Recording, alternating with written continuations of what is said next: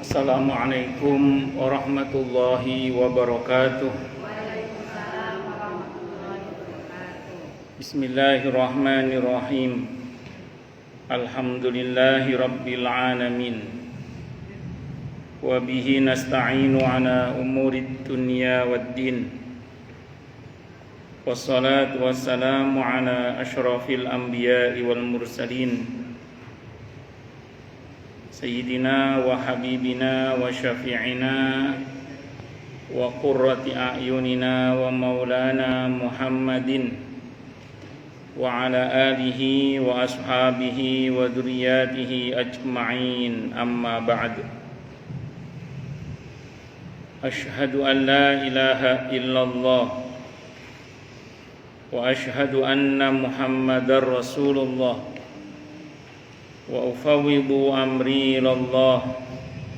Innallaha basirun bil ibad. Hasbiyallahu la ilaha illa huwa alaihi tawakkaltu wa huwa rabbul arsyil azim. Qala Allah ta'ala fi kitabihil karim hikayatan an nabiyillahi Musa alaihi salam. Rabbi syrah li sadri wa yassir li amri wahlul 'uqdatam min lisani yafqahu qawli.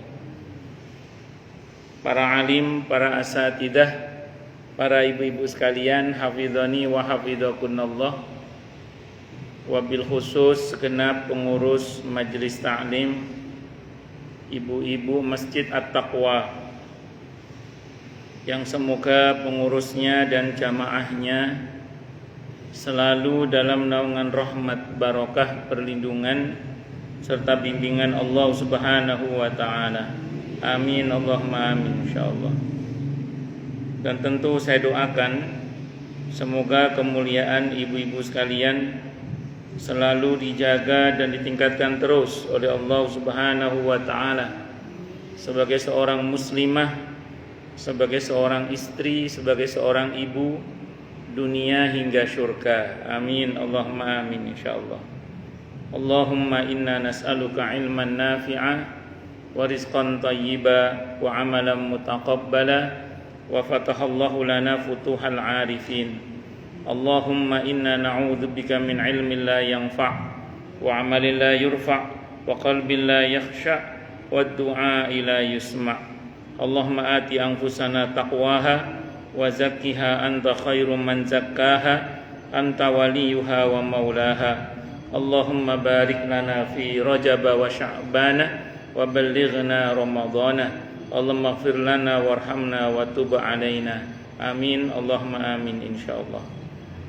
Masih melanjutkan kajian kita kitab Riyadhus Shalihin karya Al-Imam An-Nawawi rahimahullah rahmatan wasi'ah wa rahimallahu ulama al-muslimin.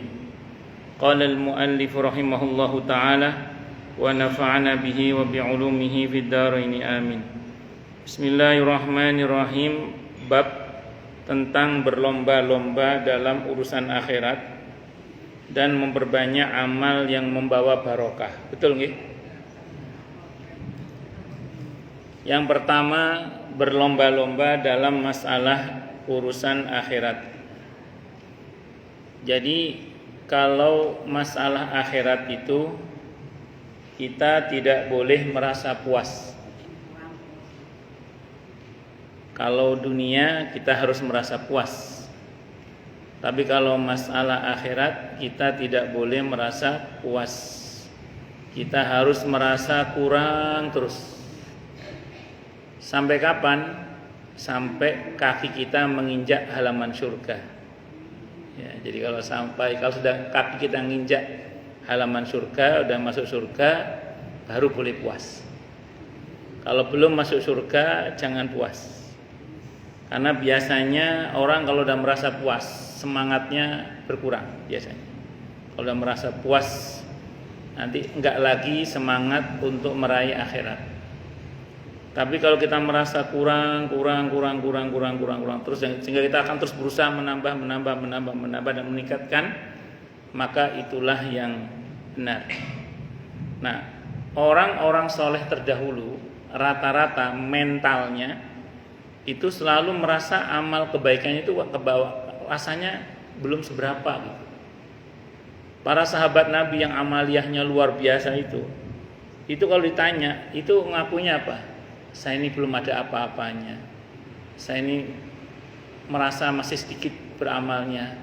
Saya ini takut kurang bekalnya menghadap kepada Allah. Gitu orang-orang soleh terdahulu itu.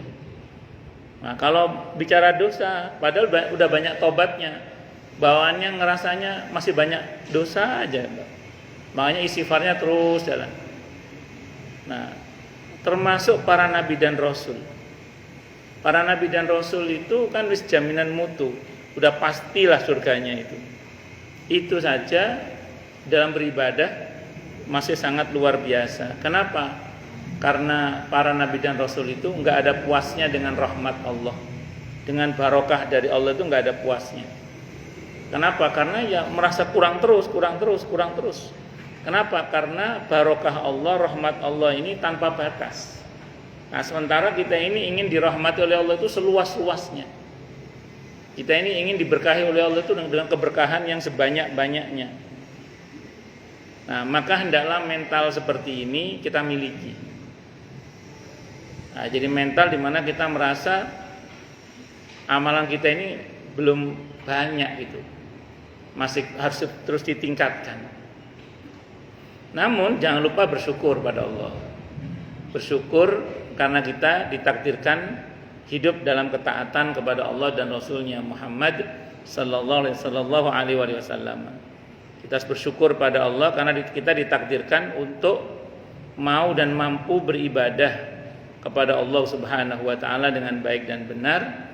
Kita harus bersyukur kepada Allah karena kita dianugerahi kesadaran tentang dosa sehingga kita terus bertobat dan minta ampun kepada Allah. Jadi di samping kita harus merasa kurang dengan amal kita juga harus merasa bersyukur. Yang nggak boleh itu adalah kalau kita merasa puas dengan amal kita sehingga seolah-olah kita nggak perlu nambah lagi. Nah, itu yang mental yang salah. Kalau perihal akhirat. Tapi kalau perihal dunia, justru kita harus merasa puas dengan apa yang Allah berikan dengan cara bersyukur dan atau bersabar. Kalau perihal masalah dunia. Tapi kalau masalah akhirat enggak. Saya merasa kurang. Makanya kan kalau perihal masalah dunia kita suruh ngelihat ke bawah supaya kita banyak syukurnya. Kalau perihal masalah akhirat suruh ngelihat ke atas. Kalau kita lihat amalan orang-orang soleh terdahulu, rasanya kita ini enggak ada apa-apanya. Itu seperti itu. Ya kalau kita ngelihat orang yang enggak sholat ya masih mending kita memang misalnya gitu. Tapi kan tidak begitu kalau perihal masalah akhirat. Kalau perihal masalah akhirat kita harus banyak menatap yang di atas, yang lebih atas dari kita. Ya Allah, ternyata kita ini nggak ada apa-apanya dibandingkan dengan para ulama-ulama yang soleh-soleh itu. Bahkan kita nggak usah jauh-jauh kepada para ulama generasi sahabat, tabiin dan tabiut tabiin, dengan para mbah-mbah kita yang ahli ibadah ya. Itu aja rasanya kita kayaknya nggak ada apa-apanya juga. Itu seperti itu. Saya nggak usah jauh-jauh melihat orang lain, lihat kakek saya yang dari jalur ibu lah misalnya itu beliau istiqomah itu, sependek yang saya ketahui ya, bangun jam 2 dini hari itu istiqomah ya. Bangun jam 2 dini hari, mandi sekujur tubuh, di kampung pakai air sumur mandinya itu, air sumur di Lumajang kan dingin itu, nggih nimbo nggih. Kenapa? Iya. Ada kalau kakek saya sudah di dalam rumah sih, cuman masih sumur. Lumajang itu airnya dingin, apalagi kakek saya kan dekat Semeru rumahnya. Itu jam 2 dini hari itu mandi, itu lanjut tahajud, nanti subuh lanjut salat subuh berjamaah di musola, itu nanti baca Al-Quran sampai duha. Nanti salat duha baru keluar sarapan. Setelah itu ke sawah. Menjelang zuhur pulang istirahat, terus bangun salat zuhur berjamaah. Nanti salat asar, habis salat asar itu kadang ke sawah sebentar, balik lagi pulang sebelum maghrib. Nanti maghrib jamaah lagi. Terus kadang terima tamu karena beliau kiai di kampung itu. Jadi kadang terima tamu. Ada yang undangan macam-macam. Nah, terus kemudian ya seperti biasa sholat isya selesai beliau istirahat kalau nggak ada keperluan istirahat. Itu kalau dan beliau kakek saya itu termasuk yang hafal Al-Quran itu bukan karena menghafalkan, tapi karena sering baca. Bisa. Jadi hafal Al-Qurannya itu bukan karena menghafalkan, tapi karena sering baca. Karena hampir setiap pagi itu selalu saya dengar bacaan Al-Quran beliau. Nah itu boleh dikata tiap hari. Kalau nggak dibilang hampir tiap hari, itu tiap hari. Dan beliau wafat dalam kebiasaannya itu. Pas sholat tahajud menjelang subuh dalam zikirnya la ilaha illallah. Nah, dan itu sampai dengan usia 86 tahun seingat saya beliau wafat itu masih gagah. Jalannya masih gagah, masih makan apa saja, termasuk durian masih makan. Sate kambing masih makan. Sampai umur 86 tahun. Hampir tidak pernah masuk rumah sakit kecuali pernah pas patah tangannya gara-gara jatuh naik motor. Sehat sekali Masya Allah. Nah, orang dulu ya. Jadi kalau kita lihat itu, kita aja kadang belum tentu mampu. Itu beliau. Itu baru generasi kakek kita, belum generasi para ulama-ulama sebelumnya yang pernah ada ulama ditanya, Anda sehari khatmul Quran berapa kali? Sehari sekali. Khatmul Qurannya sehari sekali. Imam Syafi'i kalau di bulan Ramadan sehari 2 kali khatmul. Ya karena sudah akrab dengan Qurannya, Bu. Sudah akrab. Generasi orang tua saya itu sambil asa-asa piring itu sambil murojaah hafalan Qurannya. Sambil ngomong adiknya itu sambil murojaah hafalan Qurannya. Yang pantas kalau sehari bisa khatmul Quran sambil ngomong, sambil nyuci piring, Qurannya dibaca terus nggak berhenti. Kalau sudah akrab dengan Al-Quran kan begitu. Kalau melihat itu rasanya kita ini nggak ada apa-apanya. Makanya kita tidak boleh merasa puas kalau masalah akhirat sampai kaki kita menginjak halaman surga. Kalau belum masuk surga jangan merasa puas, merasa kurang terus. Termasuk keberkahan dari Allah. Ini keberkahan ini penting Bu, gini ya. Rizki kita itu dijamin oleh Allah Bu, tapi keberkahannya tidak. Saya ulang ya, rizki kita itu dijamin oleh Allah, tapi keberkahannya tidak. Makanya pernah ada orang itu ngomong ke saya gini, saya ini mau minta sama Allah malu Ustaz, dia bilang gitu. Kenapa malu Pak? Allah tuh ngasih saya banyak Ustaz. Alhamdulillah, Masya Allah anak-anak saya baik, sehat dan berprestasi, kata dia gitu. Istri solihah, kata dia gitu. Alhamdulillah, Masya Allah baik juga. Terus ekonomi juga berkecukupan, bahkan lebih lah beliau itu. Dan saya merasa masih kurang bersyukur Ustaz. Makanya saya mau minta sama Allah itu malu. Maka saya bilang sama beliau, ya sudah Pak, kalau Bapak malu tetap minta kepada Allah sambil malu. Saya bilang gitu. Tetap minta ya, karena minta itu jangkar betapa kita ini butuh kepada Allah. Karena kalau kita tidak pernah menyapa Allah dalam doa-doa kita, ngerinya nanti kita lupa diri bahwa kita ini hamba. Hamba yang selalu butuh kepada Allah. Satu dulu. Yang kedua, kalau Bapak merasa cukup secara materi, Bapak kan tidak dijamin keberkahan materi itu. Maka minta kepada Allah keberkahannya. Bapak nggak usah minta materinya kalau Bapak merasa cukup atau bahkan lebih. Tapi Bapak mintalah keberkahan pada materi itu. Kalau Bapak merasa sekarang sehat, maka kesehatan Bapak itu belum tentu barokah juga. Maka mintalah kepada Allah keberkahan dalam kesehatan itu. Kalau Bapak punya anak yang merasa perasaan baik, misalnya sudah baik dan berprestasi, maka keberkahan hidup anak itu juga tidak dijamin oleh Allah. Maka minta kepada Allah keberkahan untuk anak-anak kita. Nah, jadi itulah pentingnya kita mohon barokah. Jadi rizki ditanggung, dijamin oleh Allah semua kita, tapi keberkahannya tidak. Umur kita, ajal kita sudah ada ketetapannya, tapi keberkahannya nggak dijamin oleh Allah. Nah, makanya yang kita kejar adalah keberkahannya itu. Nah, keberkahan dari umur kita, dari rizki kita, pekerjaan kita, kesehatan kita, keturunan kita. Barokah itu apa? Barokah itu adalah subutul khair, tetapnya kebaikan. Barokah itu adalah khairun alladzi yazdad, kebaikan yang terus bertambah. Makanya kalau ada berkahnya, insya Allah kebaikannya terus bertambah. Kalau hilang keberkahannya, hilang kebaikannya. Na'udzubillahi min syarri dzalik. Jadi yang kita kejar itu keberkahannya itu. Allahu Akbar. Bab tentang berlomba-lomba dalam urusan akhirat dan memperbanyak amal yang membawa barokah. Allah Ta'ala berfirman di surah Al-Mutaffifin ayat 26. A'udzubillahi samii'il 'aliim minasyaitonir rajim. Wa fi dzalika falyatanafasil mutanafisun. Dan untuk kebahagiaan akhirat maka hendaklah orang berlomba-lomba. Makanya kalau perihal akhirat kita jangan mendahulukan orang lain. Kalau selagi kita yang bisa melakukan, kita yang melakukan, jangan diberikan kepada orang lain. Karena ini babnya berlomba-lomba dalam kebaikan. Contoh kalau untuk laki-laki ya, misalnya di depan ada soft kosong, ada 2 orang mau maju, terus yang satu ngalah, udah bapak aja silakan. Kalau pakai teori ini nggak benar. Yang benar adalah siapa yang lebih dulu cepetan. Nah, karena dia berlomba-lomba mendapatkan keutamaan di soft terdepan. Itu masalah akhirat gitu. Makanya ada kaidah yang mengatakan al-isaru fid dunya mahbubun wa fil ibadati makruhun. Jadi mendahulukan orang lain dalam masalah dunia itu disukai, tapi mendahulukan orang lain dalam masalah ibadah itu dibenci. Itu seperti itu.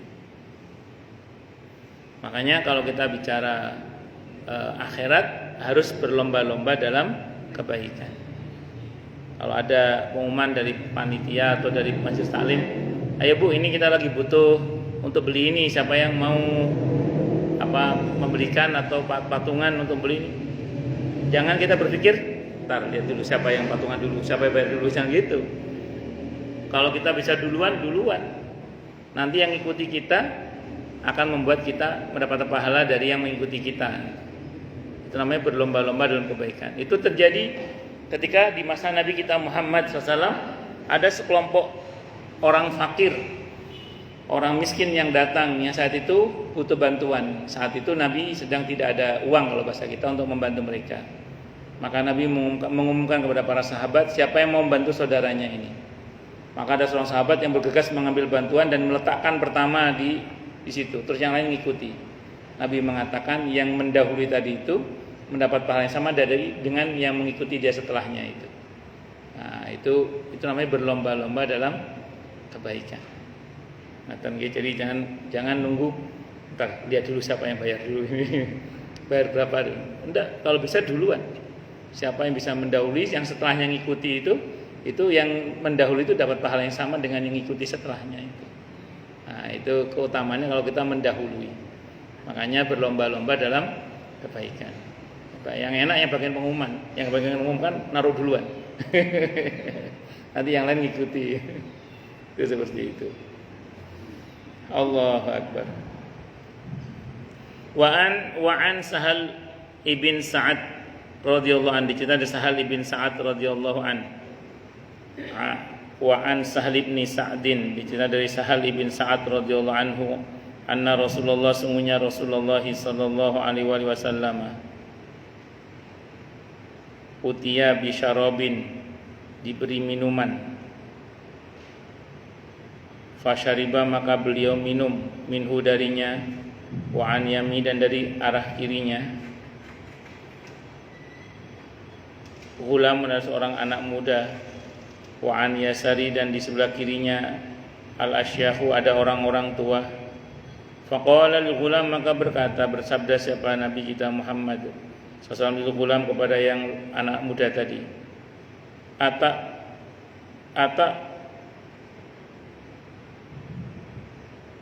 Ata'dzunu li an utiya haula, apakah engkau mengizinkan untukku untuk memberikan minuman, sisa minuman Nabi ini kepada mereka yang lebih tua? Faqala al-ghulamu, maka berkata siapa al-ghulam, anak muda tadi itu, wallahi demi Allah ya Rasulullah, wahai Rasulullah, la usiru binasibi minka ahadan, aku tidak akan mendahulukan orang lain terkait dengan bagianku darimu pada seorang pun. Fatallahu Rasulullah SAW fi yadihi, maka kemudian Rasulullah Muhammad SAW memberikan minuman yang berada di tangannya itu kepada anak muda tadi itu. Hadisnya muttafaqun alaih, Bukhari, Muslim. Jadi gini, di antara kebiasaan Nabi itu sisa minumannya kadang sengaja belum menyisakan minum. Itu karena beliau tahu nanti sisa minuman beliau akan diperebutkan oleh para sahabat. Karena sisa minuman Nabi itu barokah. Sisa minuman Muhammad Rasulullah SAW itu barokah. Beda kalau Muhammad Subhan. Nah, terus kemudian beliau setiap kali minum selalu menyisakan air. Dan beliau tahu nanti akan diperebutkan. Maka ada sebelah kanan, sebelah kiri. Sebelah kanan anak muda, sebelah kiri orang-orang tua. Kalau menurut teori kanan dulu, baru kiri. Maka Nabi mengatakan anak muda, wahai anak muda, relakah kamu aku berikan sisa minumanku kepada lebih tua terlebih dahulu? Maka kata anak muda itu, tidak, demi Allah, saya tidak rela bagianku darimu diambil oleh orang lain.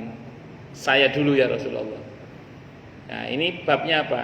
Karena anak muda itu enggak mau kehilangan kesempatan mendapatkan barokah. Barokah dari sisa minuman Rasulullah Muhammad sallallahu alaihi wasallam. Kalau Nabi Isa saja, mubarakan ainama kunt, kata Nabi Isa, aku ini diberkahi oleh Allah dimanapun aku berada. Apalagi Nabi kita Muhammad sallallahu alaihi wasallam. Maka terkait dengan berkah ini, kita boleh berharap barokah kepada Allah dari, saya ulang, berharapnya berkah kepada Allah ya, dari apa dan atau siapa yang Allah nyatakan di dalamnya ada keberkahannya. Ya, sebagai wasilah. Para nabi dan rasul itu pasti ada berkahnya. Makanya kalau ibu baca dalam kisah Nabi Yusuf, butanya Nun Sewu, sembuhnya butanya Nabi Yakub itu dengan apa? Bajunya Nabi Yusuf, gamisnya Nabi Yusuf. Itu kalau dalam bahasa agamanya namanya tabarukan. Berharap berkah kepada Allah, berharapnya ya, melalui bajunya orang yang diberkahi oleh Allah. Siapa? Nabi Yusuf alaihissalam. Nabi Yusuf alaihissalam, bukan Yusuf Bekasi, bukan. Sehingga diberkahi bajunya itu. Itu namanya tabarukan. Dan dalam Islam itu boleh, Bu. Kita berharap barokah kepada Allah, berharapnya dari seseorang atau dari sesuatu yang Allah nyatakan ada keberkahan di dalamnya. Nah, sambil contoh gini, Bu. Ada suatu saat kejadian. Saat itu hujan, di Masjidil Haram hujan. Ada sekelompok orang mandi di pancuran emas Ka'bah itu.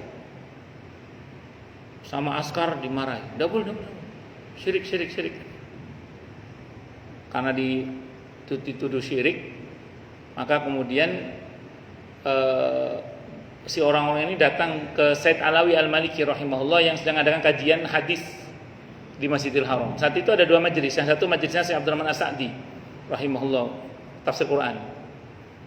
Kata Said Muhammad, kata orang tadi, Syekh, saya oleh askar dilarang berharap barokah kepada Allah melalui air hujan yang mancur di Ka'bah itu, saya. Katanya syirik. Kata Said Alawi, kata siapa syirik? Tidak apa-apa. Karena Al-Quran menyatakan pada Ka'bah itu ada barokah. Di surah Ali Imran itu, Inna awwala baiti wudi'a lin-nasi lalladzi bi Bakkata mubarakah. Jadi sesungguhnya rumah yang pertama kali dibangun di bumi ini adalah yang di Bakkah itu, dan rumah itu diberkahi oleh Allah. Berarti berharap barokah kepada Allah dari Ka'bah. Jadi berharap barokah kepada Allah dari Ka'bah itu diperbolehkan. Karena Ka'bah adalah tempat atau rumah yang diberkahi oleh Allah. Kemudian yang kedua, berharap barokah kepada Allah melalui air hujan. Itu juga boleh karena air hujan termasuk air yang Allah berkahi. Ada di surah Qaf. Surah Qaf ayat 9 itu. Wa nazzalna minas sama'i ma'an mubarakah. Dan wa anzalna minas sama'i wa anzalna minas sama maaf saya salah. Wa nazzalna minas sama'i ma'an mubarakah. Dan kami turunkan dari langit itu air yang diberkahi. Jadi kalau kita misalnya berharap barokah kepada Allah, saya ulang, kalau kita berharap barokah kepada Allah dari Ka'bah dan berharap barokah kepada Allah dari air hujan, itu diperbolehkan. Maka kemudian si Askar ini kan tadi orang-orang mendapat pembenaran dari Said Alawi rahimahullah, terus Askarnya menuju ke Syekh Abdurrahman As-Sa'di rahimahullah.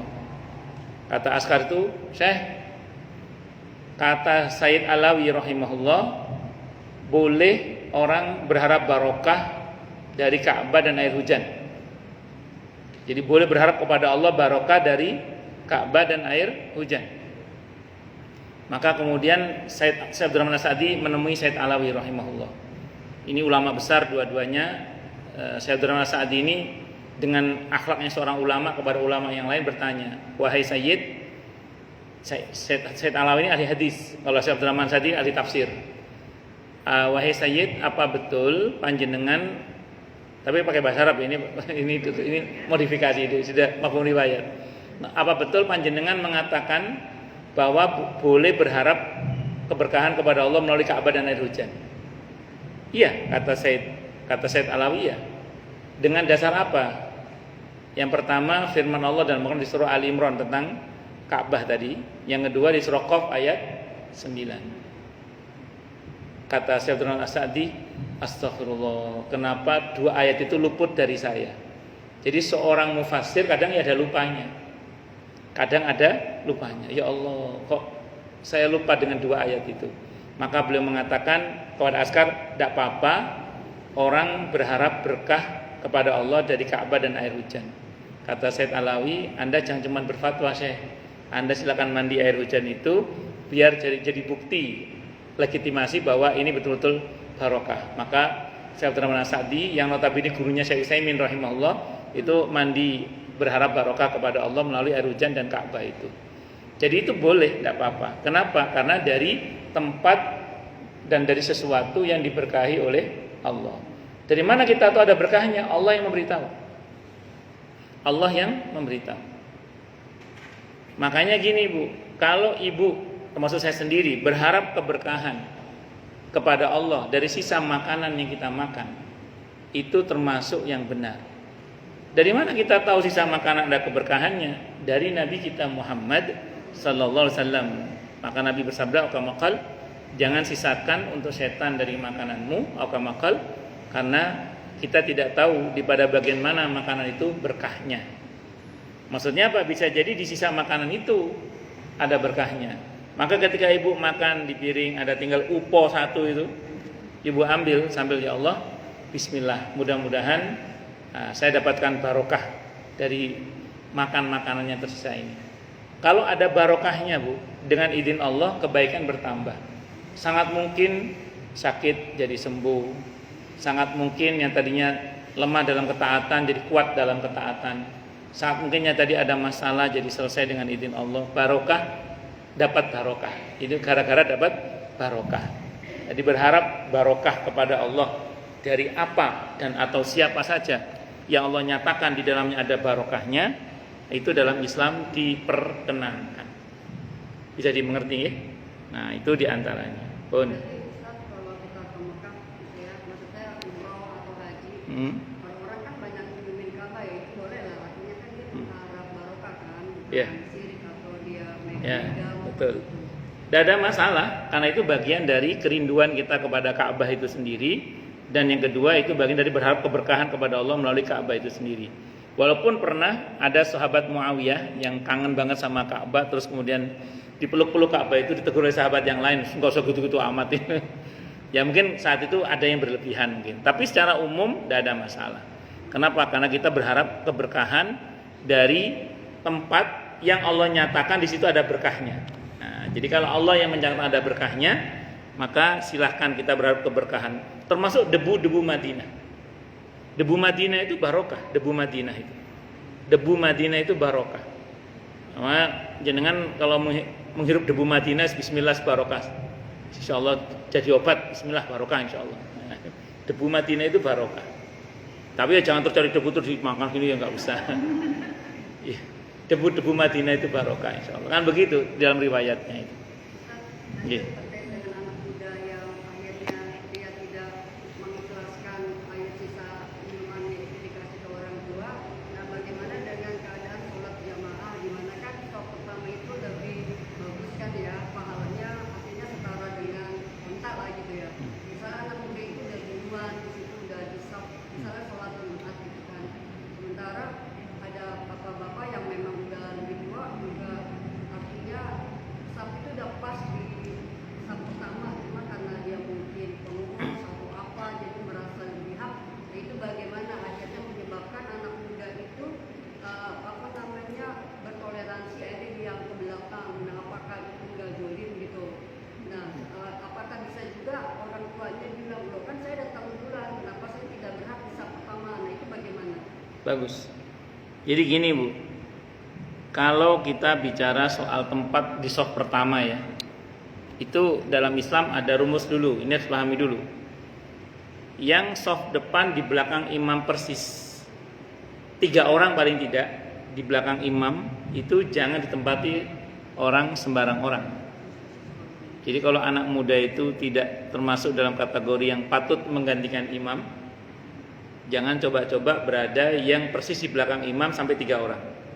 Kalau bahasanya Nabi Aukamakal, hendaklah yang di belakang saya itu adalah orang-orang yang utama di antara kalian. Yang kalau seandainya Nabi saat itu batal misalnya, itu siap-siap menggantikan beliau. Itu wanti-wantinya. Jadi kalau anak muda tadi berada di belakang imam padahal dia tidak cukup punya kepatutan menggantikan imam, tentu memang sebaiknya dia di shaf kedua. Jangan di shaf pertama di belakang imam. Satu dulu Bu ya. Yang kedua, biasanya masjid itu ada kapling memang. Untuk penceramah, untuk bilal biasanya atau muadzin biasanya, untuk panitia ada sendiri. Nah, kalau sedang ini memang petugas masjid, tentu jangan ditempati. Karena ada hadis juga yang mengatakan kita dilarang menempati tempat imam pemimpin satu kaum kecuali dengan izin kaum itu. Jadi kalau kaum itu memang tidak mengizinkan karena ini tempatnya panitia, ini bagian penceramah, ini imam, ini badal imam, misalnya ada tempat untuk di level utama di belakang imam jangan coba-coba ditempati. Tapi kalau dia di wilayah yang ke sana atau ke sini yang notabene bukan wilayah ini, maka tentu tidak sepatutnya si bapak tadi mengusir si anak muda tadi. Karena termasuk su'ul adab. Termasuk su'ul adab dalam Islam itu adalah menggeser orang dari tempat duduknya demi supaya dia duduk di situ. Itu termasuk su'ul adab. Kecuali barangkali kalau si anak muda ini duduk tidak pada tempatnya. Misalnya kalau di kereta itu ada untuk orang yang berkebutuhan khusus atau wanita hamil atau orang tua misalnya, maka kalau ada orang masih gagah kok duduk situ tentu tidak sepatutnya. Yang begitu bolehlah diingatkan untuk pindah. Tapi kalau berkaitan dengan shaf salat saya kira tidak sepatutnya dipindah, saya kira itu. Wallahu a'lam bishawab. Ngaten nggih? Bon. Terus kemudian ini hadisnya muttafaqun alaih Bukhari Muslim. Wa an Abi Hurairah radhiyallahu an, dan diceritakan dari Abi Hurairah radhiyallahu an. Anin Nabi, dari Nabi kita Muhammad sallallahu alaihi wasallam. Qala, beliau bersabda, Baina Ayyubu alaihi salam yaghtasilu uryanan, ketika Nabi Ayyub alaihissalam mandi dalam keadaan telanjang, fa kharra alaihi jaradun, maka tiba-tiba jatuhlah seekor belalang min dahabin yang terbuat dari emas. Faja'ala Ayyubu yahsi fi saubihi. Maka Nabi Ayub pun menyembunyikan belalang yang terbuat dari emas itu ke dalam bajunya. Fanadahu rabbuhu azza wa jalla. Maka Allah azza wa jalla menyerunya. Ya Ayyubu, wahai Ayub, alam akun agnaituka amma tara. Bukankah aku telah membuat kamu cukup dari apa yang kamu lihat itu? Bukannya kamu udah cukup? Iya, cukup kaya lah. Melebihi dari apa yang sekedar kamu lihat, yaitu belalang yang terbuat dari emas tadi itu. Belalang hidup. Tidak tahu saya itu. Tidak tahu. Qala berkata siapa Nabi Ayub alaihissalam, bala anggih ya Allah, saya tahu. Wa izzatika, dan demi keagunganmu, walakin akan tetapi la ghinabi an barokatik, saya tidak pernah merasa cukup dengan keberkahanmu. Jadi ya saya memang betul ya Allah, Engkau telah mencukupi hamba lebih dari benda ini, tapi saya tidak pernah merasa puas atau tidak pernah merasa cukup dengan barokah. Rawahu al-Bukhari, hadis riwayat al-Bukhari. Jadi gini. Jadi secara kasat mata harga belalang dari emas itu, dan saya nggak tahu ini emas hidup apa belalang hidup apa belalang mati, saya nggak tahu. Itu secara kasat mata tentu ya dibandingkan dengan kekayaan Nabi Ayub itu perkara yang sepele lah. Cuman Nabi Ayub rupanya memandang ini berkah dari Allah. Karena berkah dari Allah, makanya beliau tidak merasa puas dengan berkah itu, sehingga beliau merasa masih terus berharap ada keberkahan lagi yang turun.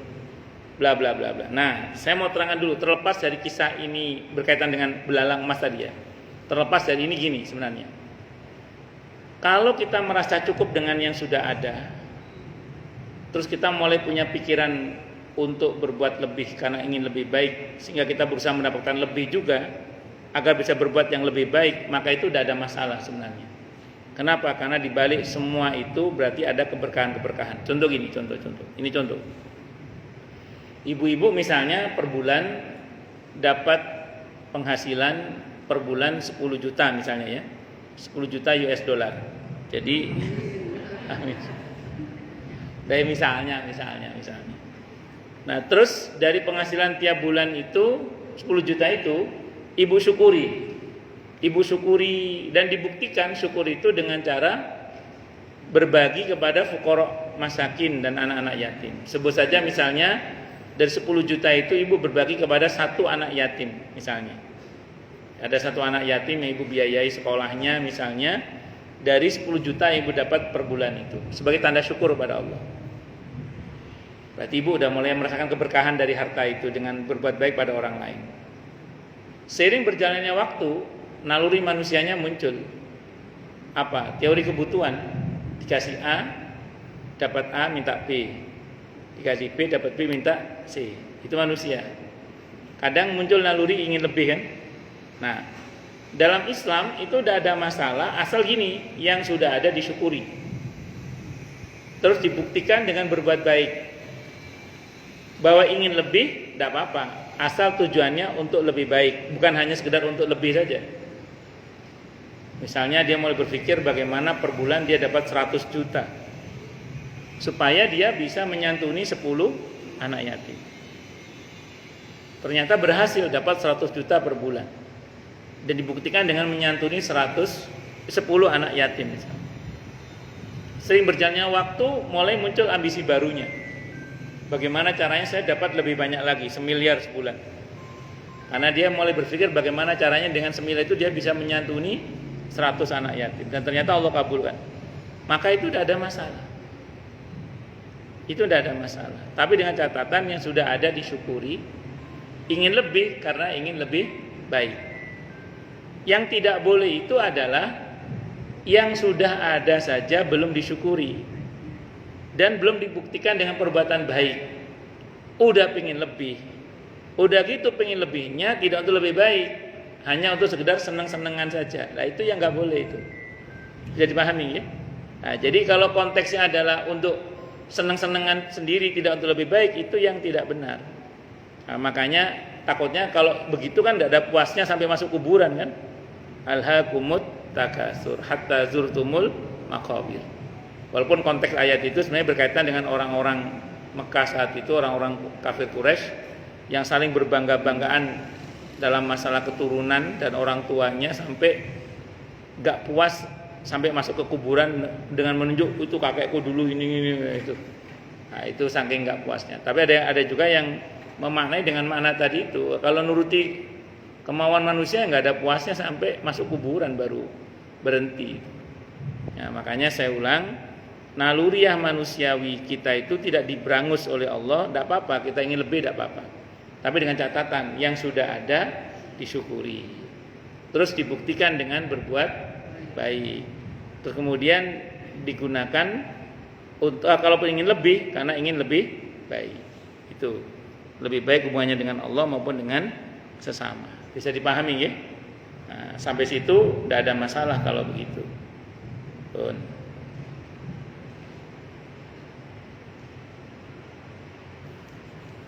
Bab baru ya. Sebelum masuk bab baru ada yang mau nanya dulu mungkin silakan kalau ada. Bab tentang keutamaan orang kaya yang bersyukur, di mana ia memperoleh kekayaan dengan jalan yang halal dan membelanjakannya sesuai dengan tuntunan agama. Betul itu bab baru ya. Sebelum masuk bab baru ada yang mau nanya dulu mungkin?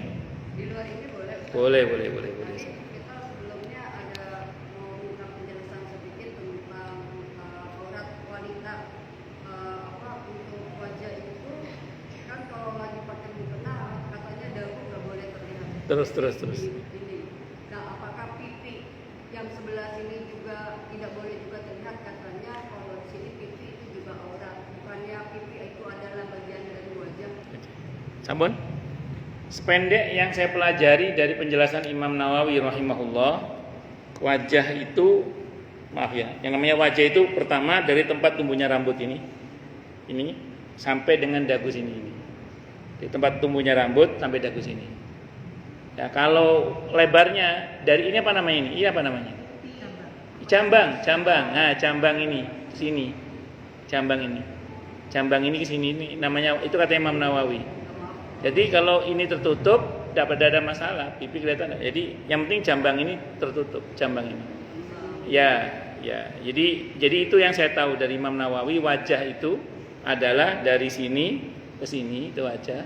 Terus kalau lebarnya itu ini jambang ini sini ini wajah itu. Nah, sehingga orang tua dulu mukenanya itu mesti tarik ke sini, orang tua dulu mukenanya itu. Sehingga kalau dalam mazhab Syafi'i, kalau ibu sholat turun gini itu nggak sah sebenarnya. Kalau dalam mazhab Syafi'i, makanya harus tarik ke sini itu. Ya, yang agak longgar dalam masalah aurat itu mazhab Hanafi sebenarnya. Oh, saya begini nih Pak, kalau belum pakai mukena, beginian. Nggih. Apa putaran gitu, napa namanya? Namanya ya jilbab buat. Oh, nggih. Ciput. Ya, jadi sininya ketutup. Oh. Ya tidak apa-apa, nggih. Kan mukena kan bermacam-macam. Nggih. Dan tidak semua orang yang bikin mukena itu ngerti hukum fikih gitu. Mungkin yang agak longgar itu mazhab Hanafi, agak longgar mazhab Hanafi. Makanya ibu-ibu kalau ke Mekah itu wanita-wanita India kan agak santai-santai pakaiannya karena memang mazhab Hanafi itu dalam masalah aurat itu agak longgar. India itu kebanyakan mazhabnya Hanafi kebanyakan. Nah, kiai-kiai kita itu, ibu kalau lihat istrinya Buya Hamka, kalau lihat istrinya Buya Muhammad Natsir misalnya, itu kudung biasa. Karena kebanyakan kiai kita itu dalam masalah aurat itu nggak tahu gimana ceritanya, itu lebih banyak menggunakan mazhab Hanafi. Kalau mazhab Syafi'i nggak boleh itu kalau mazhab. Iya, kalau dalam mazhab Hanafi itu, kalau dalam mazhab Syafi'i seluruh tubuh wanita kecuali wajah dan telapak tangan ini aja. Bahkan kalau di luar sholat wajah pun termasuk aurat kalau dalam mazhab Syafi'i. Ya, pakai cadar. Jangan pakai mazhab Hanafi jangan ini. Ya. Terus. Nggih, monggo. Terus, monggo. Ya, yang tahiyat kalau kita kan secara sebenarnya itu pada saat kita sholat itu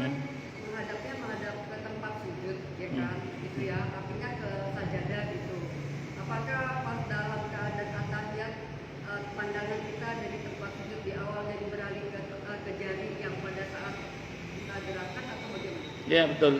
Jadi pada saat kita sholat, mata kita tertuju pada tempat sujud, kecuali pada saat kita tahiyat. Kalau tahiyat pas menunjuk jari itu, tatapan kita ke ujung jari yang ditelunjukkan itu. Betul tidak salah, itu sunnahnya begitu. Kecuali Anda sholat di depan Ka'bah. Kalau Anda sholat di depan Ka'bah, sunnahnya, sebagian ulama sunnahnya sholatnya begini, bukan ke tempat sujud, tapi melihat Ka'bah. Sunnahnya, iya.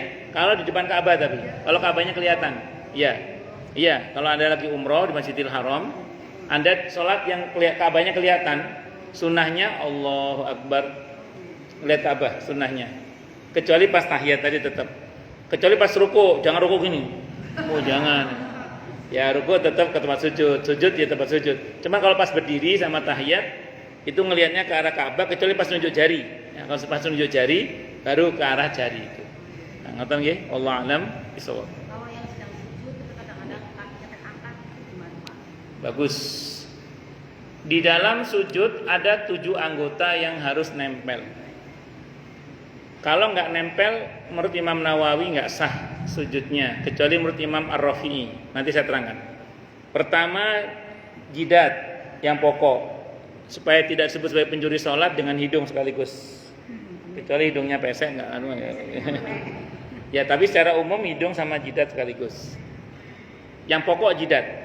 Nah makanya kalau sholat itu kasih ruang untuk jidat. Ibu kalau pakai mukena jangan begini. Begini, kalau dalam mazhab Syafi'i harus begini. Kalau nutup begini dalam mazhab Syafi'i tidak sah. Kalau dalam mazhab Hanafi makruh kecuali ada keperluan. Jadi kasih ruang. Itu seperti itu. Bisa dipahami ya? Nah, jadi kalau ibu nutup begini ada khilaf ulama, kalau begini ulama sepakat kasih ruang jidat untuk sujud.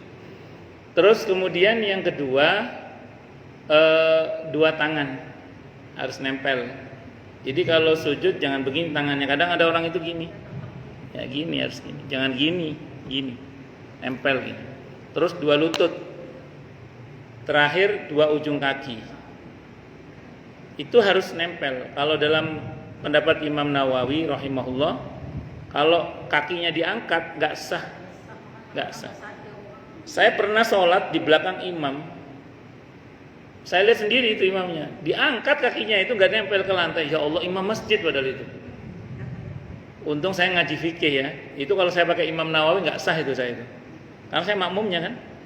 Apa yang nggak sah bagi imam nggak sah bagi makmum. Saya tahu di belakang, saya di belakang dia. Untungnya saya ngaji fikih. Jadi di fikih itu ada pendapat Imam Ar-Rafi'i yang mengatakan sah tetap. Kata Imam Ar-Rafi'i rahimahullah, beliau mengatakan lawong orang sholat sujud nempel jidatnya tok saja itu sudah sah. Jadi anggota yang lain 6 itu nggak nempel, yang nempel cuma jidatnya aja itu sudah sah. Alasan beliau ini alasan fikihnya beliau.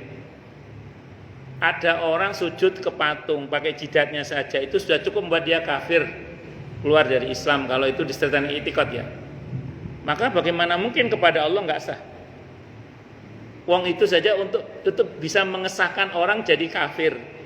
Orang sujud sama patung dengan jidatnya saja itu sudah cukup membuat dia itu kafir. Kalau dengan sepenuh hati dia sujud ya. Yang masa sama Allah nggak sah, kata Imam Ar-Rafi'i gitu. Makanya kata Imam Ar-Rafi'i ya tetap sah. Dalam itu Imam Ar-Rafi'i itu madzhabnya Syafi'i juga. Dalam madzhab Syafi'i itu ada 2 ulama yang kaulnya itu mu'tamad ya, yang dijadikan pegangan kalau berpendapat itu mewakili madzhab Syafi'i. Cuman yang lebih rajih memang perkataan Imam Nawawi. Jadi kalau mau lebih berhati-hati 7 anggota tubuh nempel sih memang. Cuman kalau seandainya ibu lagi kurang beruntung kok imamnya kakinya diangkat ya sudah berarti ibu pakai Imam Ar-Rafi'i saja. Itu seperti itu. Nah.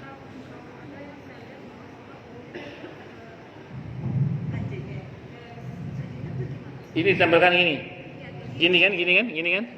Ada pesan dari Nabi yang mengatakan kalau sujud jangan seperti anjing duduk. Anjing duduk kan gini ya. Jadi gini, enggak boleh itu. Harus diangkat. Jangan seperti anjing duduk. Anjing duduk itu kan gini lah, Bu. Ya gini. Jadi harus diangkat. Ngoten. Nggih, monggo.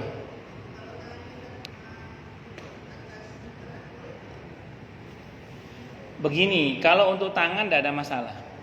Kalau untuk tangan, yang masalah itu jidat. Jadi misalnya mukena ibu diginikan, terus jidatnya nempel di mukena. Itu kalau dalam mazhab Syafi'i nggak sah. Kenapa? Karena mukena itu ikut bergerak dengan kita. Kecuali ya satu, situasi panas sehingga takut lecet, boleh terpaksa pakai mukena untuk alas jidat kita. Atau terlalu dingin sehingga takut bahaya, sehingga terpaksa kita pakai alas mukena kita, itu boleh, tidak apa-apa. Ya, atau maaf. Ya, di tempat umum, maaf ya, terus karpetnya jorok, terus kita lupa nggak gelar sajadah kecil misalnya, lupa, sehingga terpaksa kita menggunakan, ibu tadi menggunakan mukena, tidak apa-apa insya Allah. Itu karena termasuk sesuatu yang terpaksa lah kalau bahasa sederhananya. Wallahu a'lam bishawab. Nggih.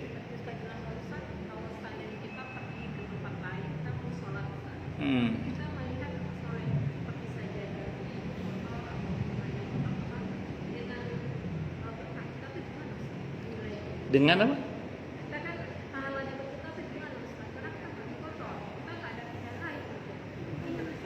Ibu dalam perjalanan pakaian kotor. Oh, ya enggak apa-apa, ibu sholat aja sebisa-bisanya sholat. Ibu sholat sebisa-bisanya sholat. Ibu pakai apa sholatnya?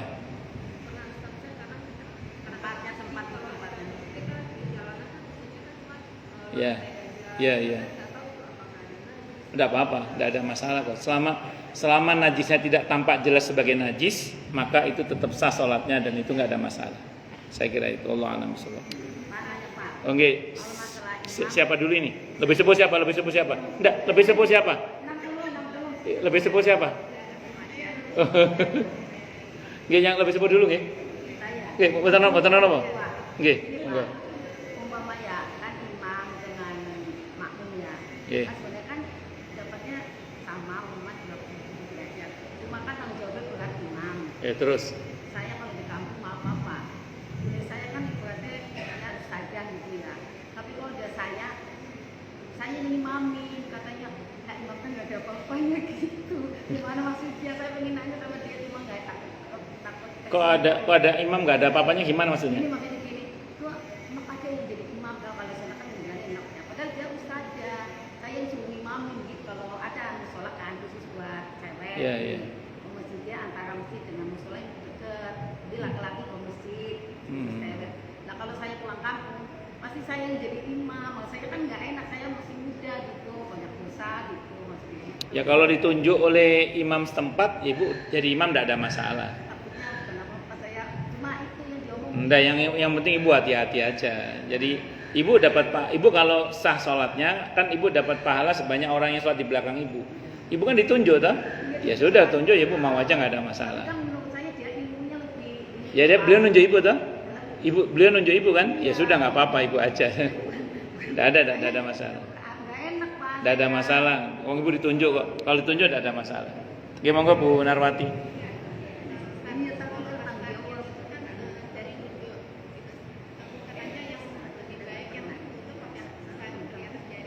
Bagus. Sebenarnya kalau dalam mazhab Syafi'i, saya baca di Fathul Muin ya, punggung tangan ini terlihat tidak apa-apa. Punggung tangan terlihat tidak apa-apa. Cuman kan wanita itu rawan kalau bajunya itu kadang ketarik gini lah. Rawan ketarik. Makanya kalau bisa pakai mukena atau baju yang ada karetnya. Kalau nggak ada karet, pakai karet nasuduk juga nggak apa-apa. Atau biasanya beberapa mukena itu ada yang ada cincinnya begini tuh. Jadi kalau ibu nanya ke saya, mana yang lebih berhati-hati? Yang lebih berhati-hati ya memang yang ada lebihnya di, ya biasanya kalau dulu itu ada yang, ya itu lebih berhati-hati. Lebih berhati-hati. Kalau tertutup, ada tertutup semua gitu ya. Ya enggak apa-apa kan, ini terbuka boleh, tertutup boleh, tidak ada masalah. Wallahu a'lam. Tanya panjang jadi pasti ada cincinnya. Ya, enggak apa-apa Bu, tertutup, enggak ada masalah. Nabi pernah sholat dalam kondisi di mana karena dingin ya, sehingga jari beliau tertutup saat itu. Nah, sehingga orang melihat gerakan jari beliau itu. Jadi pernah tertutup, tidak ada masalah. Jadi sesuatu yang terbuka boleh terbuka, ditutup, tidak ada masalah selama itu termasuk yang tidak ada larangan khusus. Nah, seperti ini misalnya, ini kan harus terbuka kalau tidak boleh tertutup kalau dalam mazhab Syafi'i ya. Itu seperti itu. Wallahu a'lam bishawab. Ya. Monggo Bu Rita.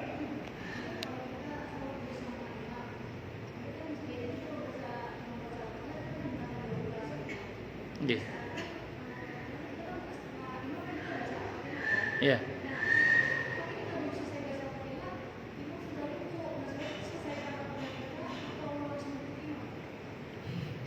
Sebagian para fuqaha mengatakan Fatihahnya makmum ditanggung oleh imam. Jadi kalau imam sudah rukuk, ibu belum selesai Fatihahnya, ibu bisa ngikuti imam, langsung rukuk, tidak ada masalah. Kalau ibu sepakat dengan pendapat bahwa Fatihahnya makmum itu ditanggung oleh imam. Kalau kita bicara rincian tergantung kasusnya. Jadi kalau tadi ibu takbir Allahu Akbar, ibu langsung Fatihah, nggak pakai iftitah, langsung Fatihah. Kemudian imam kok ruku, ibu belum selesai, ibu langsung bisa ikut ruku. Itu dalam mazhab Syafi'i. Asal ibu langsung Fatihah, nggak pakai iftitah dulu.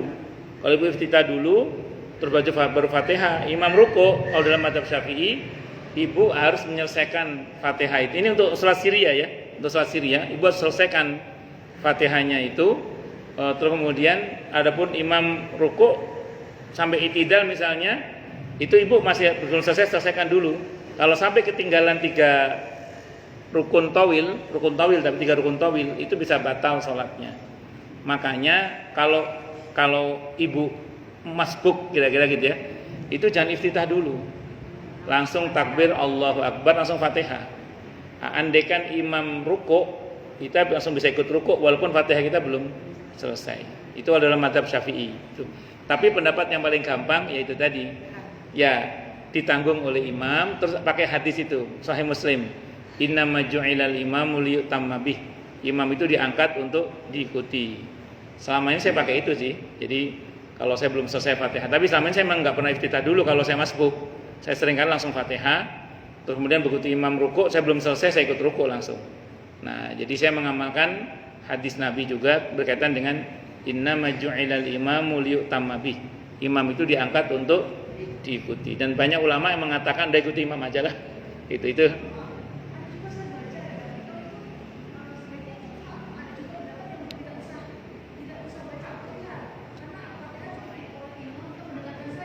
Oh, itu yang jahriyah ya.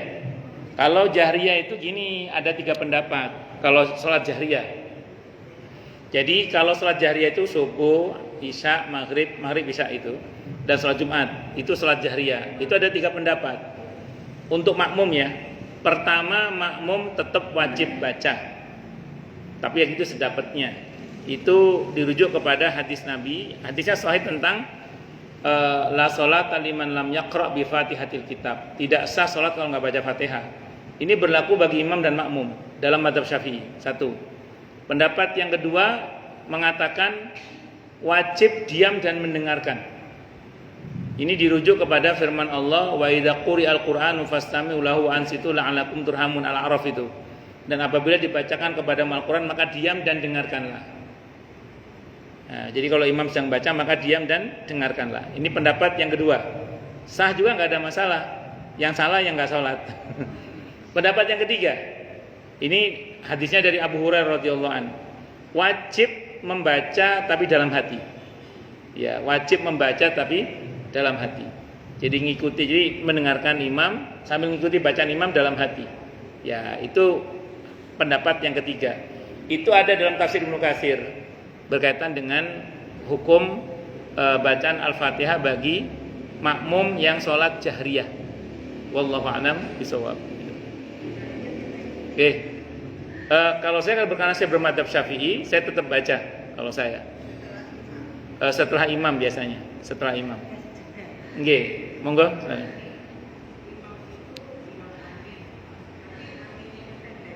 Nggih. Panjang. Amin ya. Ya enggak apa-apa.